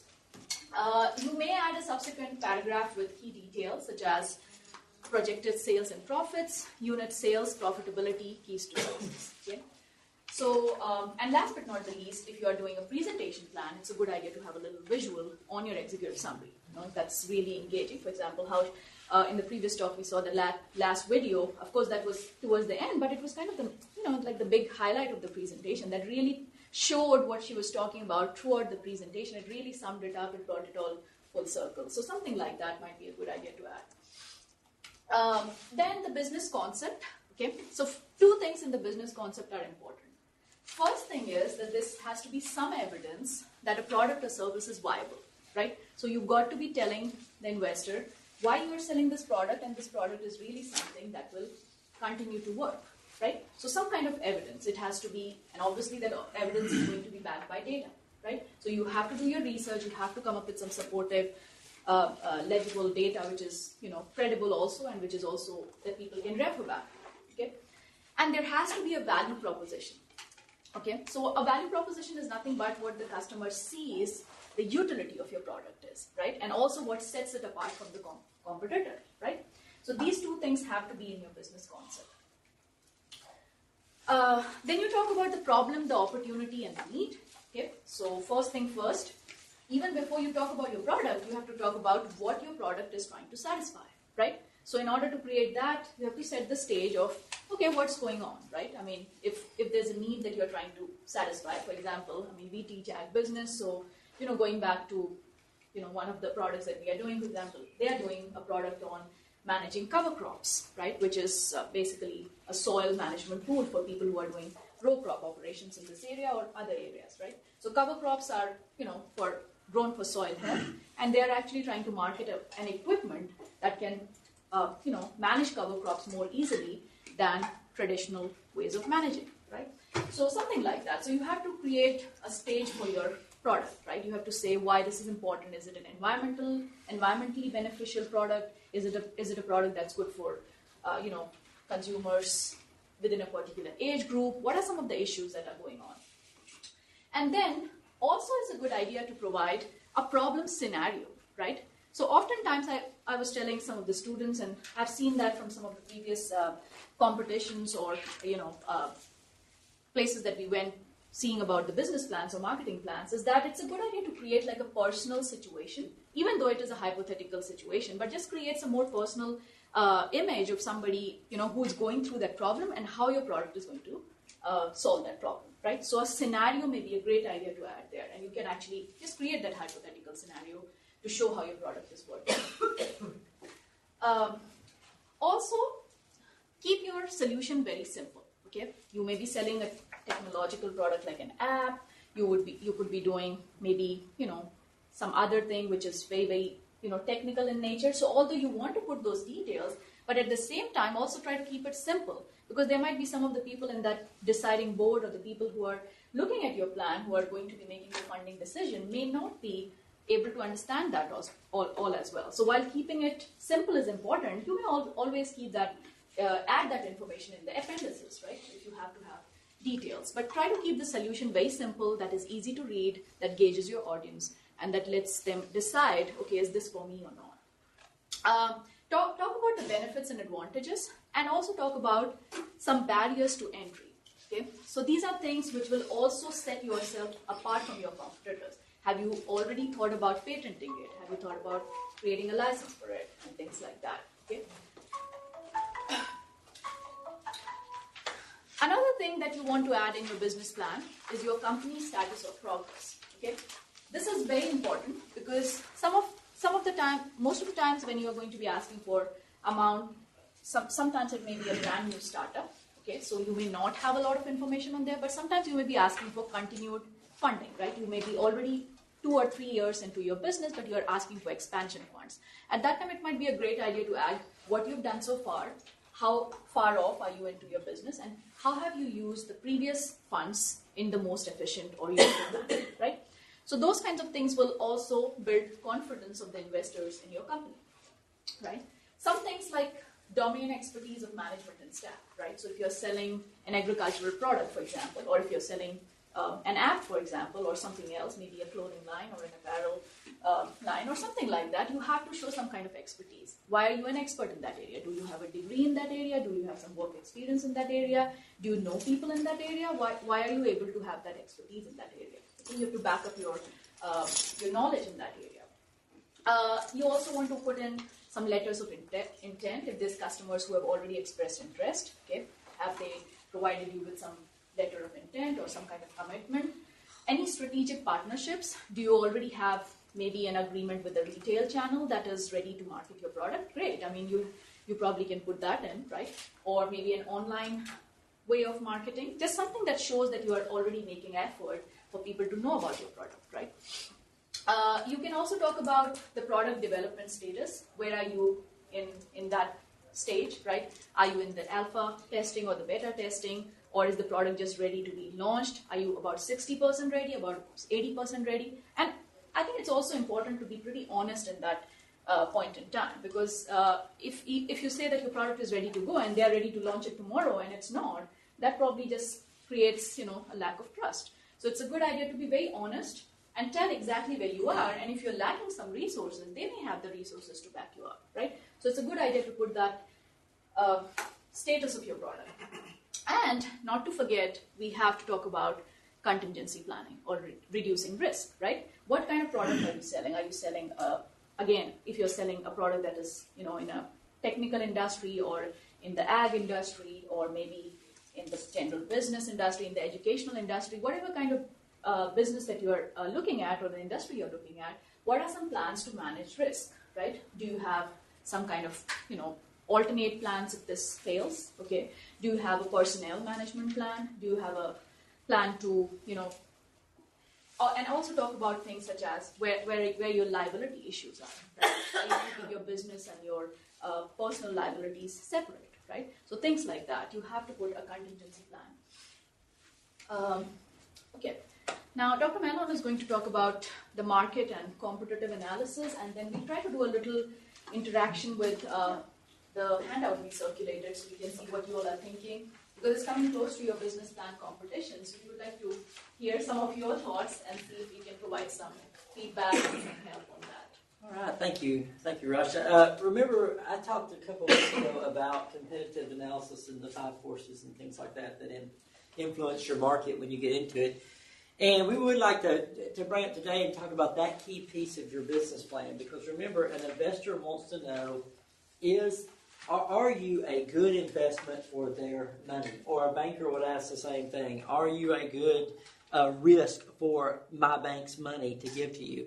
And so when we start talking about this, since we want to define our market and our target markets, who are we trying to find? Just like you learned with Dr. Rutledge when she was talking earlier about you looking at a millennial. Are you looking for somebody that's over 45? Where are you going to find them? This is all a comprehensive plan of what you're going to do in the marketing. And there is no just one business plan that covers all this. It's a component piece of the marketing plan that's there within it. And so we want to be very familiar with doing this. So we want to be able to define our market, and then we want to segment our customers out. One of my favorite business quotes of all time is one that comes from Don Tyson, and he says the Tyson motto is this: we segment, we concentrate, and we dominate. That's what they do. And so you've got to be able to slice the pie. You've got to understand who your customer is before you ever start. Who's going to do this? Because, by the way, if I ask you who your customer is and you can't tell me who they are, I'm going to sit and go, well, how do you know your product is even something anybody would buy? You got to have that stuff. So we're going to be able to do that, and then we also want to be able to talk about market share. And remember, it's a business plan. Be realistic. The investors are not dumb people. Well, if they are, they won't have money very long. But more than likely, they're going to do their due diligence. And so when you come out and say, I'm going to create this new clothing line, we're going to get 60% of market share. Well, that's probably a bit optimistic. But we want to think about what our actual real market share might be out there in the space. Because we want to talk about our space. What do we compete in? If I'm competing in a space that's very, very competitive and very dominated in like an oligopoly type industry, let's say soft drinks. Let's say, you don't see a lot of soft drink companies get out there today and decide they're going to compete. Why do they not do that? There's two names, Coca-Cola and PepsiCo. That's why you don't see it, right? So the space that you're trying to operate in there is much different than other things. And truly, it's not even competitive when we really think about it from an economic standpoint. It's really not a competitive market space. So understand what your market share is. Understand where your position is. Where does it fit in there? Am I a high-end product? Am I a low-end product? Am I going to be a cheap alternative product? Where am I going to be? And by the way, here's one of the things that businesses will lose their mind on a lot of times is they worry so much about quality, because we hear that all the time, right? We hear about quality. Guess what, folks? People will pay for quality, but you know what? People will also pay for cheap. You got to understand that. The companies that make cheap products that are very inexpensive, they can make a lot more money selling cheap things that'll fall apart than they can selling expensive things that they sell a lot fewer of. Okay, so that market works both ways. So find out where your product's going to be. Pricing and promotion. This is a place where a lot of times we get it wrong. Okay, because we got to figure out what the pricing is. For Dr. Tawar and myself, as economists, the pricing thing really bothers us bad. Okay, because you got to be able to try to figure out what that price should be. And that's supposed to be kind of what we do for a living. And it gets really, really hard to do. But determining what that price should be, what can I afford to break even, we'll talk about break even later. And then talk about, again, how you're going to communicate. So these are all pieces that our analysis is going to give us. And when we think about the competition of who we're dealing with, that's going to drive how we respond to our market. Okay? So I want you to think about that. So think of it like this. If I'm getting ready to get into a market and I'm getting ready to deal with somebody, Let's say that I'm going to get into a boxing ring, and the person that gets into the boxing ring with me is a 102-year-old grandmother from Wisconsin, and she weighs 80 pounds. I'm going to have a totally different perspective, right, when I get into the ring with her and think about what my competition is really like, okay? Big difference if I get in there and the competition that I have to deal with is somebody, I don't know, it's an MMA fighter who kills people for a living. If I get into the ring with them, I'm going to be much more cautious with how I deal with the retail space, right? And so we've got to understand our competition. Not only do we got to understand ourselves, if I don't understand my business, then how would I expect anybody else to understand it? But I need to understand the competition that I've got to deal with. Because remember, they are the ones that I'm going into their space and trying to sell my product. And so we think about direct competitors, indirect competitors. SWOT is what we talked about before. And you remember we passed around the SWOT sheet to y'all last week. And so we talked about that. And we said, think about what your SWOT is. Y'all remember what did SWOT stand for? Do y'all remember? What's the S stand for? Strengths, weaknesses, opportunities, and threats. Okay, so we got to think about this. And when we think about your SWOT analysis, you got to think about the internal things and the external things. One of the things you got to do is, what are the things I can control? What are the things I can't control? And I need to have contingency plans like we talked about. And then, of course, that unique selling proposition. Again, why is my product unique? Why would you buy my product? Why should you do that? And that's one of the things, and I'm a firm believer, one of the biggest transitional things that we've seen in the modern era, and I think we may see in our whole lifetime, is the rise of the internet. I mean, I know you hear that all the time, but you got to think about that. I don't buy, and I'm not even a tech-savvy person. I'm an old person, and I won't even buy something without Googling it first and looking and see how much it costs, okay? And I'm not even a millennial, so I haven't raised on that. And so the technology aspect of it, it is just something we've got to deal with, and we've got to understand that, there are truly, truly global prices now. I mean, it's not like it used to be. Now there truly is. If I'm going to buy a vehicle, I can find out what the price is and what the real price is. Because it's out there, because I can look. You just couldn't do that. That's why that's a game changer. So when we think about how this works with our competitors, it changes everything. I mean, it really, really, really changes everything. Now, because there are people that will pay too much, but you can't rely on the people that pay too much to pay your bills. Okay, that's just not that's not a good way to set your business up. So, so why do they do it? Talk about why it's important. If we think about the competitive matrix here, one of the things that you can do, it's a unique, easy thing to do with your business, is think about your product or think about different things that are out there. Advantages and disadvantages to it. You simply just put into a matrix form. We love matrices here. But if we think about this, what are the features? How many times have y'all seen this on a website when you're looking at something? You see it all the time, don't you? Very common practice. Because what it does is, and it's kind of a sleight of hand thing too, because here's the cool thing about it, that this is the cool marketing piece about it, is a lot of times the features that we have out there are features that are worthless to most people. Does that make sense? If you'll notice that. But what the important thing is we show that ours has more features. Okay? Because we, as vain human beings, and as people that are rational, economic people, we always want more to less. That's just the way you're wired. That's why by the way, I tell my students all the time, I'll preach it. If y'all say you're not greedy, you're a liar. You're a liar. Because we're all greedy. And anytime somebody tells me they're not greedy, I say, would you rather me give you $50 or $100? And you're going to say what? $100. Why do you do that?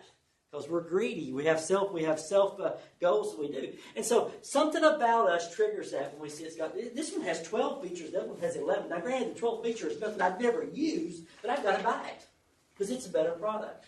And that's something, we haven't talked about that here, but it's a story for another day, but there's a difference between value and price. Okay, those are two different things. But so you can do grids like this. This is real interesting. This would be something good to show your investors. If we think about the competitive positioning, another way of thinking about this is think about where you are in the competitive positioning space with respect to flexibility and functionality, or you can make whatever lines you want. But if we think about something as being low and high on both of these, where does my product fit in that space, and where do my competitors fit? You know, and by the way, these type of analysis, they change all the time because industries change all the time, right? They come out with new stuff, they create new stuff, and they say, hey, I'm going to move in there. And that's the cool thing about a free market system is, if I find something that works and I make money out, what's the one guaranteed thing I can count on in the business space? Somebody else is You're going going to have a competitor. So. I will have a competitor. If I don't have one, I will have one soon. Okay? And so, more than likely, here's the key thing. Not only will I have a competitor, I'll have multiple competitors. And they can all do it. And they're all going to compete with me in space. And I've got to make sure to do it. That's the innovation treadmill that keeps happening. That's why markets work the way they do. That's why the capitalist system is the best system in the entire world, because it continually innovates and creates, because it's got to. Okay? Because, you know, we've all got to have, I mean, heck, who in the heck wants to watch an 80-inch screen TV? It needs to be at least 100, you know. And then once we get used to those, what has it got to be? Well, it's got to be bigger than my house. It's got to get bigger and bigger and bigger, and every company out there is getting more and more competitive on their positioning, and they're creating more and more ways to do it. And it gets cheaper and cheaper and cheaper and cheaper and cheaper. You know, it's just it's amazing what people make with these things. But you got to think about where your competitor is and know where they are. And this also gets us in. We're not going to talk about this tonight, but there's a whole area that we discuss a lot of times. It's called game theory. And so we got to think about how the game is played. It's just like it truly is. It's game. And so if I'm in a competitive space and there's 10 other competitors out there with me, every decision I make has got a counter decision with it. Okay? And so I've got to think about the decisions I make. How are my competitors going to react? Okay? Now again, it depends on what kind of space I'm in. If I'm talking about the soft drink industry and I'm Coca-Cola, I don't worry about my competitors, do I? I punch them in the mouth, and then if they get up, I punch them again, and I keep punching them. You know why I can do that? Because I'm giant. Okay? I control most of the market. Okay, now if you're in that place, please hire me as a consultant or give me money. I'd love that if you're in there to work with you. But most of us have to work in a real world where we're not in that situation. So we do have to worry about the consequences of what our competitors are going to do with us. So you've got to focus and think about that. So that's that piece with that. Now, Rasha, you were going to talk about the revenue model, or do you want me to talk about the revenue model? I was going to talk about finances. The finance. Oh, if I go to the finance, I couldn't remember. I don't listen very well. My wife tells me that all the time, and I know that all the time. So I'll pick up here you on thinking about our revenue. So if we think about that, we got to think about, what is my strategy to make money? By the way, why do businesses exist? To make money. Well, they don't exist to make money. Technically, they exist to do what? Maximize the money we can make. Businesses exist to maximize profits. Okay, that's why they exist. And what gives them the right to be able to maximize profits is they create a product people want to buy. Okay? It's not their job. By the way, I shouldn't be saying this, I'm being recorded. It's not a business's job to make the world a better place. It's not their job to make you happy. It's not their job to make sure you have a warm, fuzzy feeling, to save the seals, or do whatever. It's not what their job is. Their job is to maximize profits. Now, can they help make the world a better place by doing that? Yes, they can. Okay? And so, but their first goal is they've got to be able to maximize profits, and they've got to stay in business. Because guess what? If I'm a business that has no customers, guess what? I'm not a business anymore. Okay? My favorite example, and I used this example before, is Tom's shoes. Y'all know what Tom's shoes are, right? I'm a huge believer in philanthropy, a huge believer in things like that. I believe we can make a difference in the world. But that's a great concept. You buy a pair of shoes from me, I'll give a pair of shoes to somebody that doesn't have a pair. Now, that's awesome. Now, what does that tell me for sure about Tom's shoes? How much is the cost of a pair of shoes for Tom's? It's at least half, right? So we know that he's not altruistic. The guy who owns that is not going to just do it for nothing. So we know they're still making money selling a pair and then giving a pair away. Actually, he's making money not just selling a pair, he's selling a pair and shipping it in a way. So it's not just the cost of the shoe itself, it's everything. So there's money to be made there. But see, he couldn't do that. He couldn't help an orphan in another country, give them shoes, if he wasn't making money. Okay? Because he couldn't make a payroll. So that's why it's important. So we're going to think about what is our strategy? What are we going to do? And we need to think about our sales cycle. We need to think about things like that. We got to figure out what's going on. We got regulatory issues. We got to think, if you're selling a product that is a consumable product, you're in a whole different world than you are selling something like clothing.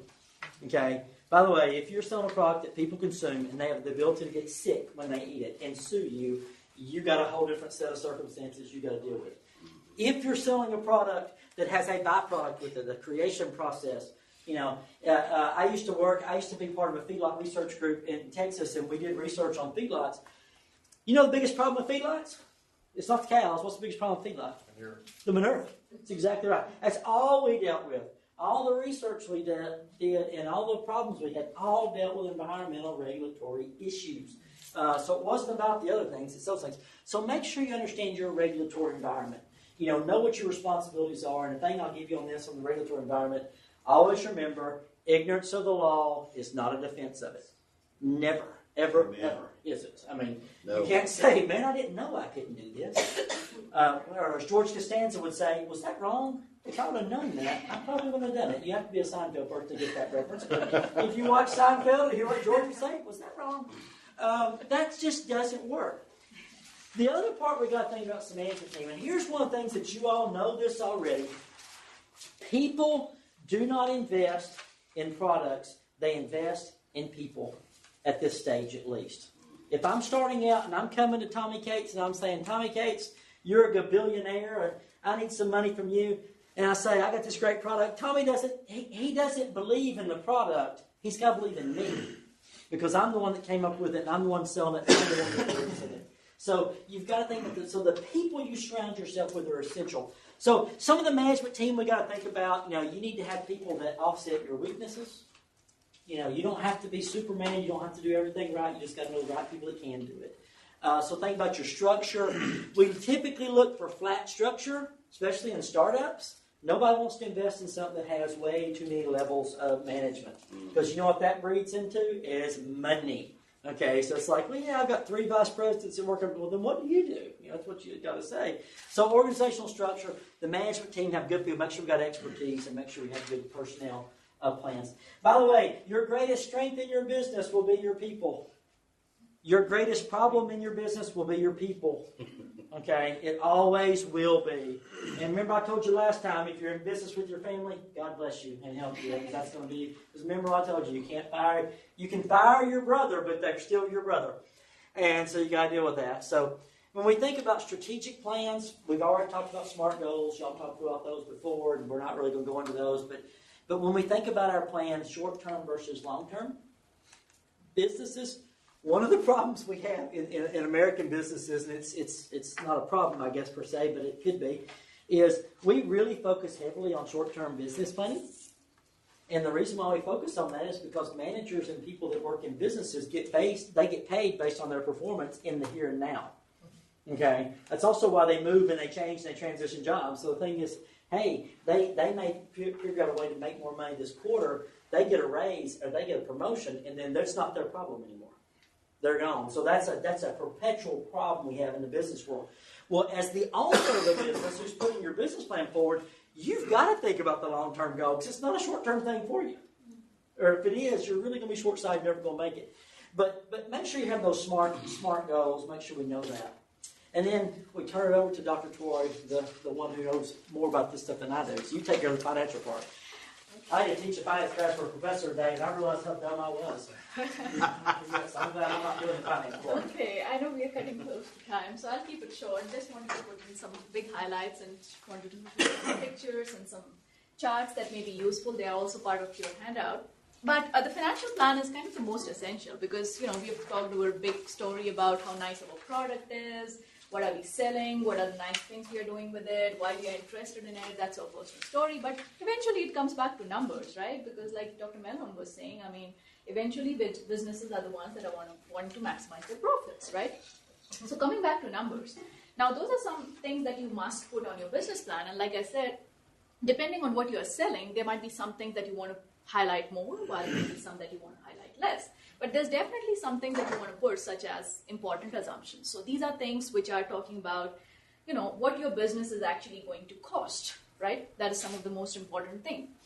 And then your key financial indicators. So these are things you probably heard in some of the finance classes if you took any, things like, your ratios, which are showing your profitability, things which are showing your liquidity, how much cash is going in the business, how much cash is coming out of the business, do you have that buffer that's available in case, something falls apart. Then you talk about break-even analysis, and I'll talk about that in just a minute, which I think is a very important part from the perspective of an investor. Because if I'm an investor and I'm trying to fund somebody for the next 5 or 6 years, my real concern is, if I'm putting in this $500,000, when is this money going to start coming back to me? That's my big question. Okay, everything is good, but when is it coming back to me? Okay, so that's break-even analysis. And then you talk about projected profits and loss, which is nothing but your income statement, right? And it's a good idea to show 2 or 3 years worth of projections, just because you're not just trying to show that obviously in the first year, most of the time the businesses are, unless and until it's, it's a super successful business, the first year is mostly when you will make losses, right? That's kind of mostly understood, and the investors understand that too. They'll give you that first year too, and then you want to show some kind of progress in the second year, right? And then so on and so forth in the third year. Cash flows, again, where you're talking about, the actual money that's flowing in the business in terms of cash flows, so you talk about that. Balance sheets, where you're talking about your assets and liabilities, right? What are you coming into the business with? What are the things that you are owing to somebody, and, your equity or your net worth in the business. And then business ratios, and like Dr. Melvin was saying, long-term plans, that is your strategic long-term plan. And not to forget, you have to put in the ask amount, right? Because that's kind of the most important highlight of the business plan. You told your whole story, and you told them how much money you're going to make, but you did not ask them what exactly I need from you, right? So be crisp and clear. And like I said, it's always a good idea to be honest there. I mean, of course, you shouldn't be asking for for an amount that's not justifiable, but obviously something that you can work around, and to be honest about that is a good idea. And when you're looking at financial projections or planning options, it's always a good idea to put 2 types of forecasts. The first is the strategic forecast, in which you're talking about strategic goals of the business. Okay, so that's things like how much money I'm going to make several years down the line. So that's kind of a calculation or a projection that you will work. And for startups, initial business plans should include at least a month-by-month projection, because that's what investors like to see. They like to see where their money is going on a monthly basis rather than a 6-monthly or maybe a yearly basis, because that shows you a clear breakdown of where you're using these funds, right? And it's a good idea to do that for a minimum of 3 years. Okay, so like I said, all of this information could be actually added into appendices, which is great to add to business plans. And then talk about cash forecasts, because this is also something they're very much interested in, because in this you're talking about the actual money coming in and going out, right? And in this, you are actually looking at cash flows rather than the accounting profit, right? So in this, you're actually looking at the money that's going in terms of what you're selling versus what you are paying the suppliers or other people that you're buying inputs from. Okay, and for this, it might be sometimes a good idea to go back, not monthly, but even weekly, right? Because that's actually showing how much liquidity you have in your business. So breaking that by the week in cash flows may be even better idea. This is a simple example of an income statement. I'm sure you've seen something like that in some of your classes, okay? But typically a simple income statement would consist of a revenue featured in the top, right, which talks about revenue is nothing but your price times quantity, right? What you sold versus how many units you sold, right? A simple multiplication of that. The COGS stands for the cost of goods sold, which is your actual money that is spent in production of that good, right? So it's your direct cost to the business. And then your gross profits are simply a difference between the two. But after your gross profits, you still have some things to account, right? Such as your operational expenses, your fixed expenses, if you are renting a building or a land or, whatever you're doing on that, or if you have, to pay salaries to, or any other operational expenses that you may have, right? And last but not the least is your net income, which is what the highlight of the income statement is. And like I was saying, the first year, it's very common for businesses to have a negative net profit, which is a loss, and then, by second year or maybe third year, depending on what your market is and how much finances you get for expansion, this may, break even early. So a simple income statement is always a good idea to put in there. And like I said, it doesn't have to be too fancy, just try to put in some numbers that shows them that you have done your math and you have, planned in advance. A simple break-even analysis also is a good idea to put in. So what does a break-even analysis tell you? It tells you simply the point in the business where your total revenue and your total cost meet each other, right? So like I was saying, from the investor's perspective, it is very important for them to see where that money is going to come back to them into their business or into their investment, right? So how do you calculate that? A very simple way to calculate break-even quantity is that because we know that the fixed costs are something that are going to stay pretty much constant in a business, right? Which is this line right here. However, your variable costs are some things that will vary with the level of production, right? So if you're producing 500 units, you're paying for 500 units. If you're producing 700 units, you're paying variable costs for 700 units. So the break-even analysis will actually tell you what is that point in your business, or how many units that you sell in your business is actually going to be that point where the variable cost as well as the fixed costs are starting to be covered, and then you start making profit. So in other words, that's the point where your net profit is zero. Okay, so that's something which will be a really good impression to an investor. They'll see, okay, wow, they have done that, analysis as to see if after how many units or how much time in the business you've sold your product is where you're getting money back, right? So something like that might be a good idea also to put in your business plan. And that's a simple formula to calculate it. You just take your total fixed cost, you take whatever the price you are selling it at, and you subtract your variable cost. So this is nothing but your margin or your contribution margin back to the business, right? Because the variable costs have to be paid up front. Okay, so that's break even. This is a simple budget, startup budget, okay? In the first year budget, obviously, you have things such as salaries, some other fixed costs like repairs, maintenance, local advertising, like Dr. Ratledge was talking about, social media. That might be a great thing to put on the, break up within the marketing expenses that you have. Accounting and legal, of course, you are going to probably be looking at some costs for your lawyer or other people, and that number probably seems slower. It may go much higher. But things such as rent. Okay, yeah, I would be happy to get a lawyer at that price. Internet and telephone, equipment, and then maybe things such as getting a simple domain name for your business. Okay, so just some sample examples on that. But that's kind of your sample startup budget. Also a good idea to show a use of your proceeds breakdown. Out of the $350,000 ask amount, how much are you going to put towards salaries? What are you going to put towards marketing, accounting, rent, and other things? Okay, so the whole idea is, especially if you're going to give a visual or presentation business plan, it's a good idea to put all these nice, things on there just to capture their attention, than just put like numbers and a lot of, math on there. You may also definitely want to put a sample timeline of milestones, and this might be a yearly thing that you can put on there. In January, you really came up with that idea.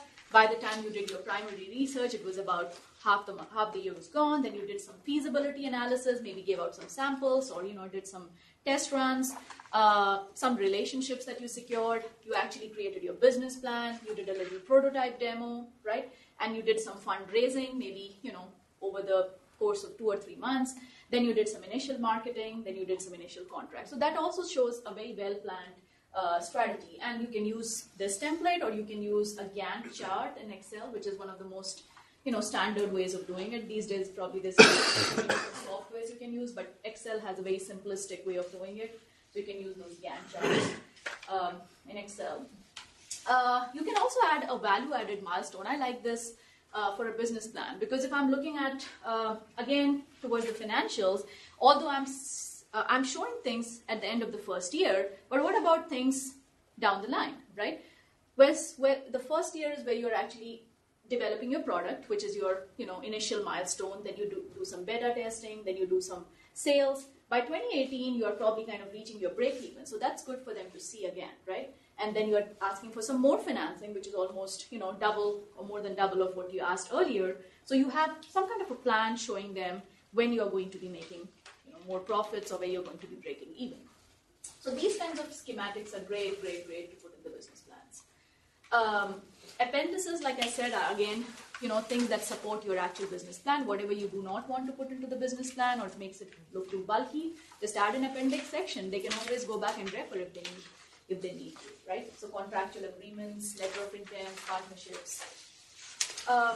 Okay, so wrap up. Let's see what are some of the big highlights or something that you must remember. First thing first, I think we talked about so many different things on the business plan. You're taking back the handout and you're going to work over your business plans for the next 2 weeks. But first things first, try to customize your plans, right? I mean, that's a template, but try to tweak it around your needs, what you think is important for your business. Maybe in your business, marketing is the most important thing for the investors to see, because they think it's a product that has a lot of substitutes. So how are you going to differentiate your product, right? If you're going to be looking at some other product, which is a brand new product, then you probably have to talk about how you're going to be making it available to the consumers or for them to see it, right? So just customize your plan to make your goals.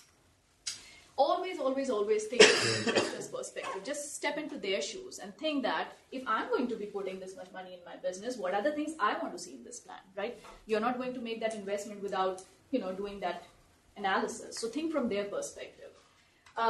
Show strategic planning, like Dr. Melhon said. If you're thinking short term, then probably your business is not viable. You're just thinking 2 or 3 years down the line. You probably want to think for it to be working for a long time or for even more expansion. So show some kind of strategic planning. Proofread. Definitely proofread, okay? I hope I didn't make any typos throughout PowerPoint before putting that. But yeah, I think I proofread. So proofread your PowerPoint, proofread your business plans, okay? That probably shows preparation. That probably shows you have serious goals for your business, okay? So do that, proofread. And show preparation. Okay, and that is going to show in your plan, that's going to show in your presentation, that's going to show in your questions. I mean, try to work with your team, have a sample, or maybe a practice, talk with your team or people who may be able to help you. Try to think about questions investors may have. So those are the kinds of things that you may want to take away from this discussion. But other than that, if we can answer any questions for you all for the presentation that is coming in, our emails are here, but we are also open to hearing anything or any ideas that you have that we can help with. It would be great.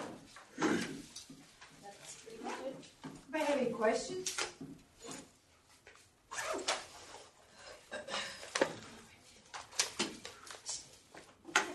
Well, feel free to email us. I think you did.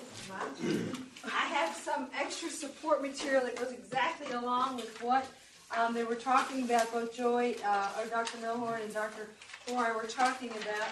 And this is, tell me if you start with that. This is a written executive summary, and it's just like a copy. We were just almost thinking along the same lines when I found this, but it gives you an idea of what a written one looks like, a short one, a 2-page one. So something for you to work on. Remember, your executive plans, if you're going to enter the pitch contest, are due on the 13th. You've got 10 days from tomorrow. I got here in a hurry. 10 days from tomorrow. What do you look at? Executive summary. So try to remember that, and you can send them to my email. Dr. Cates, Dr. Milhorn, you can send any of those that are involved. You can send it to us. Any questions? Next week we're going to talk, ma'am. I'm sorry. What? It's when they do. And the 16th is the night of the pitch. So who's going to pitch? Yeah, who's going to pitch? Who's playing a pitch? We got 2. Tomorrow? Tomorrow? Okay. 2, 6. Good. Good. There may be a group from my class. They were not here. Okay. Next week we're going to talk a little bit about making your pitch, and we can, if I like to practice, we'll have some time to do that next week also. How long should this be? Your pitch should be 1 minute, and we will time you, and somebody will tell you when your 1 minute is up. And I'm going to tell you, a 60-second pitch is tough.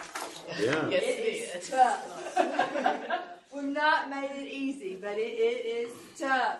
Because you're going to take what you do in your executive summary, what you saw tonight up here, and squeeze that into 60 seconds, and I'm telling you, it is tough. I have a sort of 60-second resume that I give, and it's hard. It's hard. Talk about a 40-year career.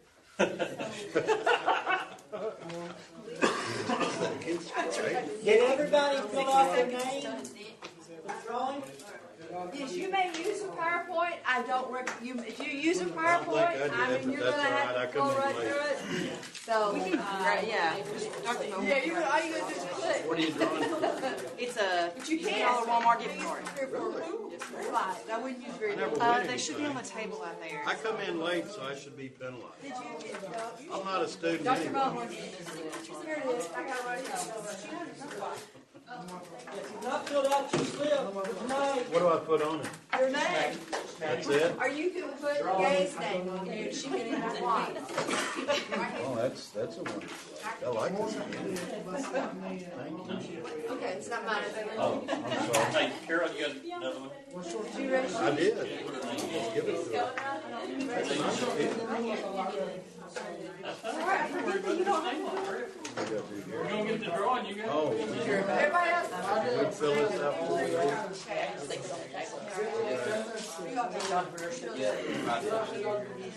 Okay, now, next week, we're gonna have a 2 drawing, because that ends our official workshop series. So, you know, for those who've been here at every one, you'll get entered into the separate drawing.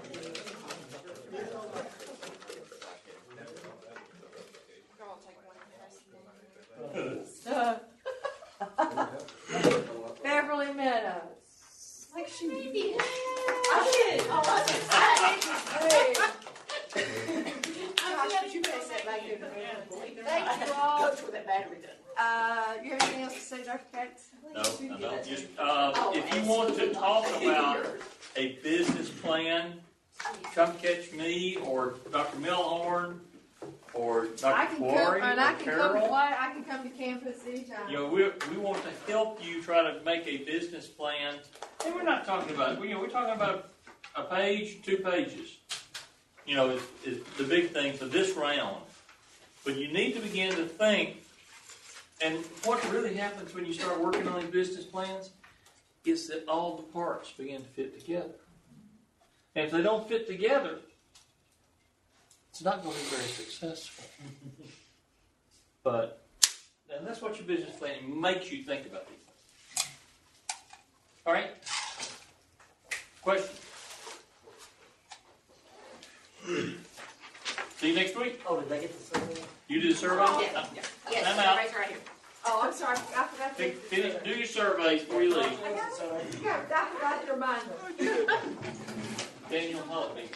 That's good. You should do it. You are the only participant.